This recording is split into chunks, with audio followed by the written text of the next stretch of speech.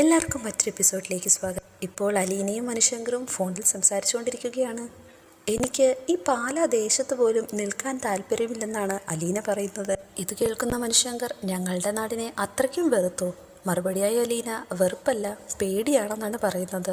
എന്നെ സ്വർണ്ണക്കടയിൽ ജോലിക്കായി നിർത്തിക്കഴിഞ്ഞാൽ മാഡം പറയും ഞാൻ അവിടുത്തെ സ്വർണമെല്ലാം കടത്തിക്കൊണ്ട് പോവുകയാണെന്ന്. ടെക്സ്റ്റൈൽസിൽ ജോലി തന്നാൽ പിന്നെ എനിക്ക് ഒരു ഡ്രസ്സും ഇടാൻ പറ്റത്തില്ല. എല്ലാ ഡ്രസ്സും അവിടെ നിന്ന് അടിച്ചു മാറ്റിയെന്നായിരിക്കും. ഇപ്പോൾ അലീനയെ കളിയാക്കാനായി മനുശങ്കർ, ഒരു സോങ് ഉണ്ടല്ലോ, എന്ത് വിധി ഇത്, നിങ്ങൾക്കൊക്കെ ഞാൻ പറയുന്നത് തമാശയാണല്ലേ എന്നാണ് അലീന പറയുന്നത്. മറുപടിയായി മനു, ഇതൊരു വല്ലാത്ത വിധി തന്നെയല്ലേ. അലീന വീണ്ടും മനുവിനോട് പറയുകയാണ്, മനുവേട്ടൻ, എനിക്ക് എവിടെയെങ്കിലും ഒരു ജോലി ശരിയാക്കി താ. മണ്ണ് ചുമക്കാനോ ഇഷ്ടിക പിറക്കാനോ റോഡ് പണിക്ക് പോകാനോ എന്ത് ജോലി ചെയ്യാനും ഞാൻ റെഡിയാണ്. ഇത് കേൾക്കുന്ന മനു, ധൃതി പിടിക്കണ്ട, ഹെൽത്തൊക്കെ ഓക്കെ ആയിട്ട് പോരെ.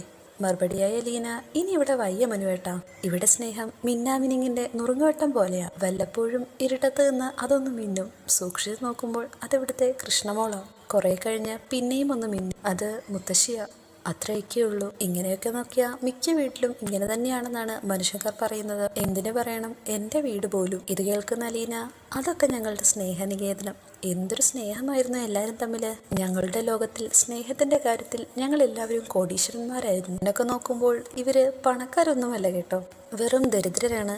നിങ്ങൾ തമ്മിലുള്ള സ്നേഹം എനിക്കറിയാം. അലീനയും രേവതിക്കുട്ടിയും തമ്മിലുള്ള സ്നേഹം ഞാൻ കണ്ടതല്ലേ. ഇപ്പോൾ വേറൊരിടത്ത് ചെന്നാലും ജോലി ചെയ്യാനായിട്ടുള്ള ആരോഗ്യം വേണം. അതെല്ലാം ശരിയായിക്കോളും മനുവേട്ട എന്നാണ് അലീനയുടെ മറുപടി. ഇത്രയും സംസാരിച്ച ശേഷം ആ കോൾ കട്ട് ചെയ്യുകയാണ് മനു. ഞാൻ പിന്നീട് വിളിക്കാമെന്ന് പറയുന്നുണ്ട്. ഈ സമയം ഗ്രേസിയാന്റെ മാമച്ചനങ്ങളുമായി സംസാരിച്ചിരിക്കുകയാണ് രേവതിക്കുട്ടി. അതേ നേരത്ത് തന്നെ അലീന ചേച്ചിയുടെ കോളും കാണുന്നുണ്ട്. ഈ സമയം അലീന തിരക്കുന്നുണ്ട് രേവതിയോടായി, നിന്റെ ജോലിയെല്ലാം കഴിഞ്ഞോ? അന്നേരം കഴിഞ്ഞു എന്നും ഞങ്ങളെല്ലാവരും ചേർന്ന് ഇപ്പോൾ TV കാണുകയായിരുന്നു എന്നാണ് രേവതിയുടെ മറുപടി.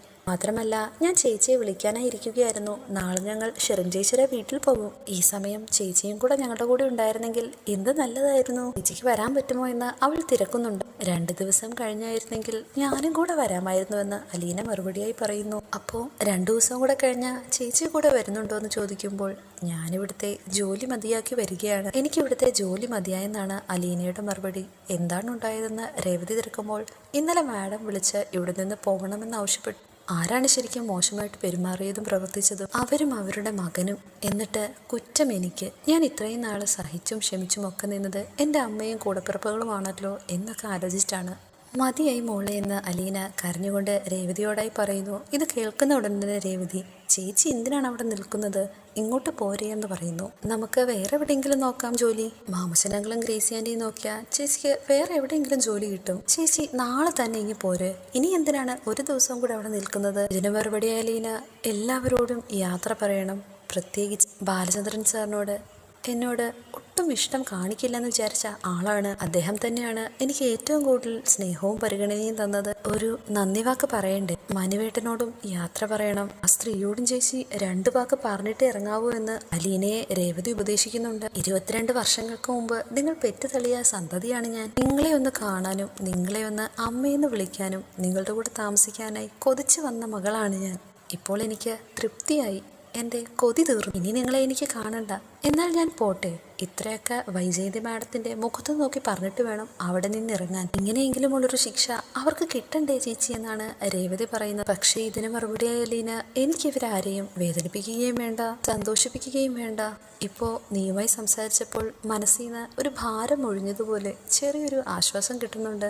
ഇത് കേൾക്കുന്ന രേവതി, ചേച്ചി ഇനി അവിടെ ജോലിയൊന്നും ചെയ്യണ്ട കേട്ടോ, പോയി ബാഗെല്ലാം പാക്ക് ചെയ്ത് വെക്ക്. ചേച്ചി വിളിച്ച് പറഞ്ഞിരുന്നാൽ മതി, എന്നാ പോരുന്നേന്ന്, ഞങ്ങളവിടെ വന്ന് കൂട്ടിക്കൊണ്ട് പോരാം. ഇത് കേൾക്കുന്ന അലീന, വെറുതെ അങ്കിളിനെ ആൻറ്റിയും ബുദ്ധിമുട്ടിക്കണ്ട മോള്. മറുപടിയായി രേവതി, അവർക്ക് ഒരു ബുദ്ധിമുട്ടും ഇല്ല, സന്തോഷം മാത്രമേ ഉള്ളൂ. ഈ സമയം അലീനയെ മുത്തശ്ശി വിളിക്കുന്നു. അത് ശ്രദ്ധിക്കുന്ന അലീന ഫോൺ കട്ട് ചെയ്യുന്നു. റൂമിൽ തനിച്ചിരിക്കുന്ന രേവതിക്കുട്ടിയുടെ അടുത്തേക്ക് വരികയാണ് ഗ്രേസി ആൻറ്റി. ഇപ്പോൾ എന്താണ് നീ വിഷമിച്ചിരിക്കുന്നതെന്ന് ആൻറ്റി തിരക്കുമ്പോൾ ആദ്യം പറയാൻ മടിക്കുന്ന രേവതിയെ നിർബന്ധിക്കുകയാണ്. ഇപ്പോൾ ആൻറ്റി തന്നെ അവളോട് ചോദിക്കുന്നു, അതെ അലീനയ്ക്ക് അവിടെ എന്തെങ്കിലും പ്രശ്നമുണ്ടോ? കേട്ടയുടൻ തന്നെ രേവതി ഉണ്ടെന്ന് സമ്മതിക്കുന്നു. എങ്കിലത് എന്താണെന്ന് പറയാൻ ഗ്രേസി ആൻറ്റി ആവശ്യപ്പെടുന്നു. നമ്മൾക്ക് ചെയ്യാൻ പറ്റുന്ന എന്തെങ്കിലും ആണെങ്കിൽ നമ്മൾക്കത് നോക്കാമെന്നാണ് ഗ്രേസി ആൻറ്റി രേവതിയോട് പറയുന്നത്.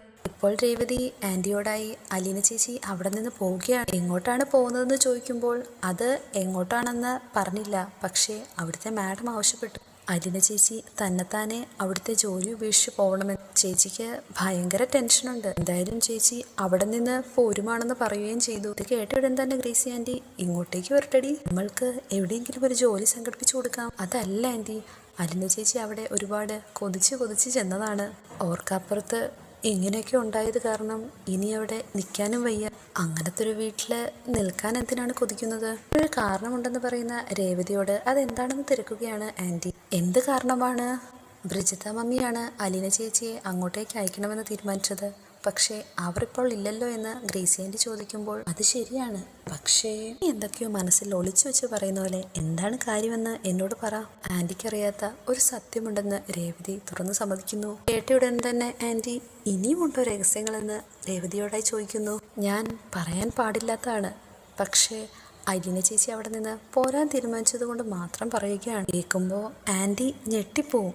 ആൻറ്റിക്ക് വിശ്വസിക്കാൻ പോലും പറ്റില്ല. എന്താണ് കാര്യമെന്ന് പറയാൻ രേവതിയെ വീണ്ടും നിർബന്ധിക്കുകയാണ് ഗ്രേസി. ആ വൈജയന്തി പറയുന്ന ആ സ്ത്രീ ഉണ്ടല്ലോ, ദുഷ്ടത്തി, അവരുണ്ടല്ലോ, അവർ അലീന ചേച്ചിയുടെ അമ്മയാണ്. കേട്ട് ഞെട്ടി നിൽക്കുകയാണ് ഗ്രേസി ആൻറ്റിയോ എന്ന് വെച്ചാൽ ഗ്രേസി ആൻറ്റി ചോദിക്കുമ്പോൾ അതെ, അലീന ചേച്ചിയെ പ്രസവിച്ച സ്ത്രീ, പെറ്റമ്മ. കേട്ട് ദേഷ്യത്തോടെ ഗ്രേസി ആൻറ്റി രേവതിയോട് നീ എന്ത് ഭ്രാന്താടി പറയുന്നത്? കണ്ടോ, വിശ്വസിച്ചില്ലല്ലോ, വിശ്വസിക്കത്തില്ല. നീ പറഞ്ഞത് സത്യമാണോടി എന്ന് രേവതിയോട് വീണ്ടും ചോദിക്കുന്നുണ്ട്. അപ്പോൾ ദേഷ്യത്തോടെ രേവതി അല്ല, കള്ളമെന്ന് പറയുന്നു. അലീന ചേച്ചി എന്തെല്ലാമാണ് സഹിച്ചതെന്ന് ആൻറ്റിക്ക് അറിയാമോ? സ്വന്തം അമ്മ, കൂടപ്പിറപ്പുകൾ, ബന്ധുക്കൾ, എന്നിട്ടും ആരെയും ഒന്നും അറിയിക്കാതെ ഈ സമയം മാമച്ചൻ്റെ മുറിയിലേക്ക് വരികയാണ് ഗ്രേസി.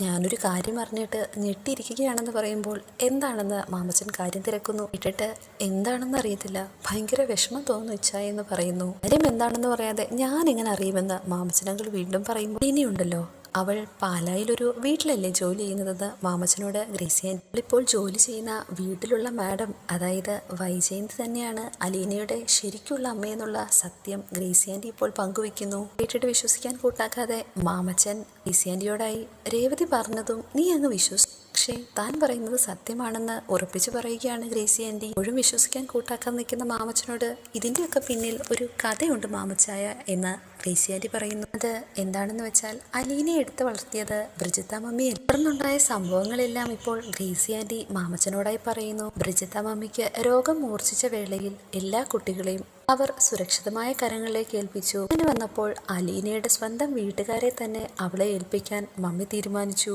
അങ്ങനെയാണ് അലീനയുടെ മുത്തശ്ശനെ ബ്രിജിത്ത മമ്മി കോണ്ടാക്ട് ചെയ്യുന്നതും ആ വീട്ടിൽ ജോലിക്കാരിയായി അവിടേക്ക് പറഞ്ഞു വിടുന്നതും. മരിക്കുന്നതിന് മുമ്പ് തന്നെ മമ്മി ഒരു സത്യം അലീനയിൽ നിന്ന് മേടിച്ചു. ഒരു കാരണവശാലും ഇക്കാര്യം ആ വീട്ടിലുള്ള ആരെയും തന്നെ അറിയിക്കില്ല. നീ കാരണം അവിടെ ഒരു പ്രശ്നമുണ്ടാകാൻ ഇടവരുതെന്ന് ഉറപ്പുവരുത്തിയ ശേഷമാണ് അലീനയെ അവിടെ ജോലിക്ക് അയക്കാൻ ബ്രിജിത്ത മമ്മി തീരുമാനിക്കുന്നത്.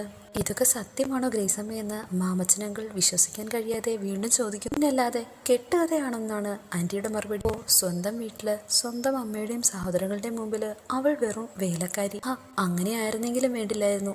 ആ തള്ള അവളെ തിളച്ച എണ്ണയിലിട്ട് വറുത്ത് കോരി എടുക്കുകയാണ് ഓരോ ദിവസവും. നോക്കിയാ അവർക്കൊട്ടൊരു പണി കൊടുക്കാൻ പറ്റില്ലേന്ന് ഇപ്പോൾ മാമച്ചൻ ഗ്രേസിയോടായി ചോദിക്കുന്നു.